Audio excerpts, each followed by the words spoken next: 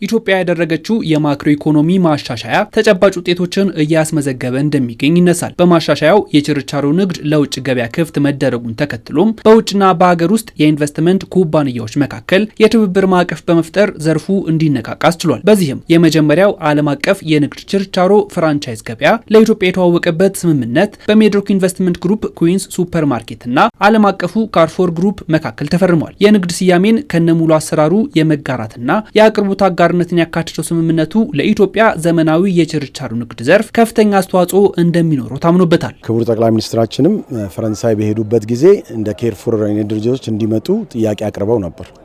እሱን ተከትሎ በገንዘብ ሚኒስትር አመቻችነት ድርድሮች ለረጅም ጊዜ ሲካሄዱ ቆይተው ነበር። ከኬርፉር በእኛ በኩል ዲማንድ አቅርበን ነበር።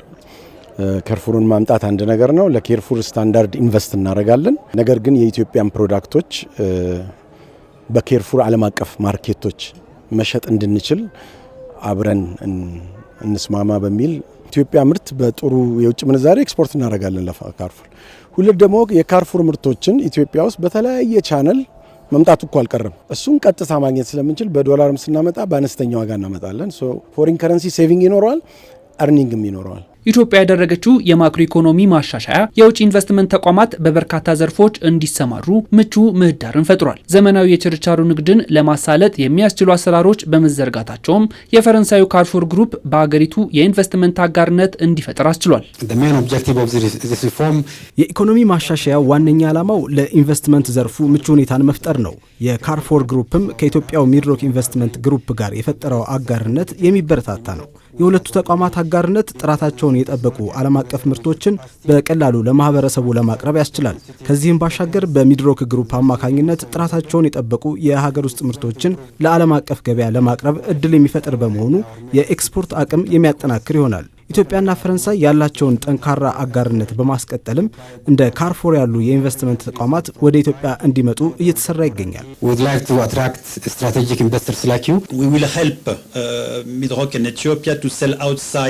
የኢትዮጵያን ምርቶች በዓለም አቀፍ ደረጃ ተወዳዳሪ ሆነው እንዲቀርቡ እንሰራለን። ለምሳሌ የኢትዮጵያ ቡና በፈረንሳይ ገበያ ይታወቃል። ይህንን የበለጠ የምናጠናክር ሲሆን ቅመማ ቅመምን ጨምሮ በሌሎች በርካታ ዘርፎች ጥራታቸውን በጠበቁ የኢትዮጵያ ምርቶች በ40 ሀገራት በሚገኙ ቅርንጫፎቻችን የኢትዮጵያ አምባሳደር ሆነን እንሰራለን። በስምምነቱ መሰረት የኢትዮጵያን ምርቶች በዓለም አቀፍ የካርፎር ቅርንጫፎች ማቅረብ የሚቻል ሲሆን የካርፎር በርካታ ምርቶችም ለኢትዮጵያ ገበያ የሚቀርቡ ይሆናል። ይህም በተወዳዳሪ ዋጋ ጥራት ያላቸውን ምርቶች በዘመነ መንገድ ከአምራች ወደ ሸማች እንዲደርስ ያግዛል። የዋጋ ግሽበት ላይ ትልቁ ተጽዕኖ ፈጣሪ ረጅም የእሴት ሰንሰለት ነው። በአምራችና በሸማች መሃል የሚሄደው ረጅም ሰንሰለት ነው።